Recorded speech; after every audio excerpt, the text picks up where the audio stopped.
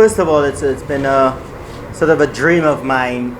Obviously, I started playing cricket from a very young age. My first trip to India, I was only just 14 years old, and I've been hearing about Nepal and of course Kathmandu for many years.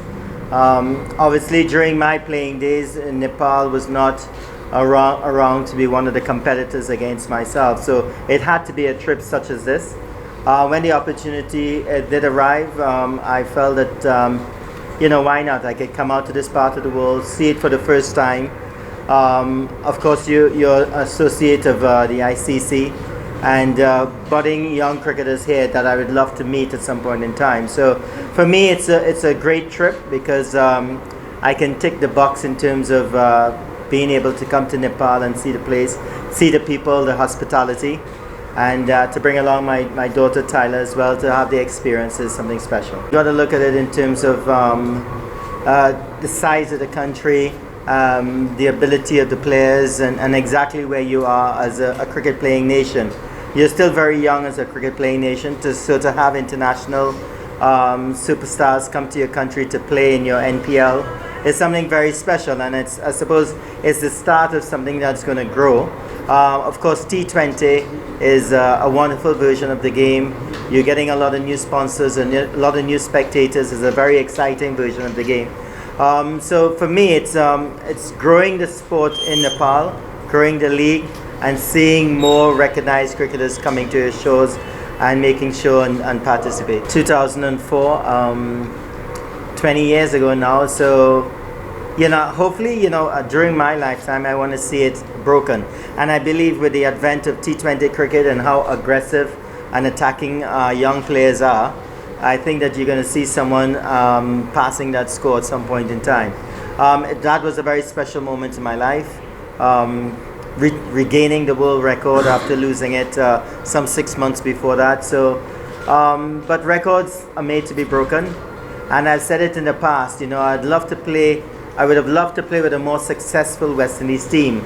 I would give my records just to have played on a team that was, winning a lot more when I played. As a little kid, I grew up in a family of 11. I had 10 siblings, a very big family, and 6 bigger brothers. And it was always a dream of the family to have someone go on to play international cricket. I was the last boy, so I suppose I was the last effort in trying to get that sort of position in the family. I don't know if I'm a maestro, but I think that I'm a very proud member of the Lara clan to have played for the West Indies, to have represented the West Indies for 17 years. It was a dream of mine. My dad also lived vicariously through me in terms of he loved the game of cricket. He provided everything that was necessary for me to play the game.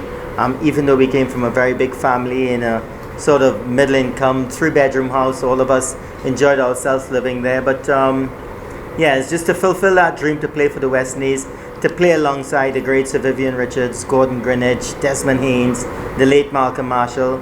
That was just an awesome time in my life. A great game, and it came at a time when cricket needed it. But I must say though that to have played 131 test matches for the West Indies, the 5-day version of the game, the test cricket, it really tests your ability, your attrition level, and I wouldn't give that for anything else. Of course, T20 is beautiful. A lot of guys are enjoying it. The franchise cricket as well is important, but playing test cricket for the West Indies for 17 years will remain the highlight of my career. Nemesis, the person that got me out the most was definitely Glenn McGrath, an awesome bowler, Australian, and of course Australia toppled the West Indies in the mid-90s as the #1 team in the world.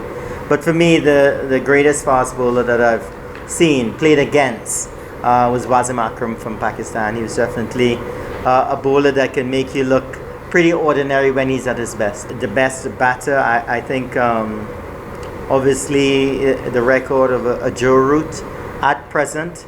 That's just going on record. But if you want to know the batter that I like the most, it would definitely be Jaswal. And the bowler that is definitely the best in the world right now is Jasprit Bumrah. I think he's awesome, and the way he operates in all versions of the game, T20, the limited overs, Test cricket. It's just tremendous to see the ability of such a bowler. I can say though is that if you have a dream, it doesn't necessarily have to be just in cricket. It could be in other sports, it could be in academics.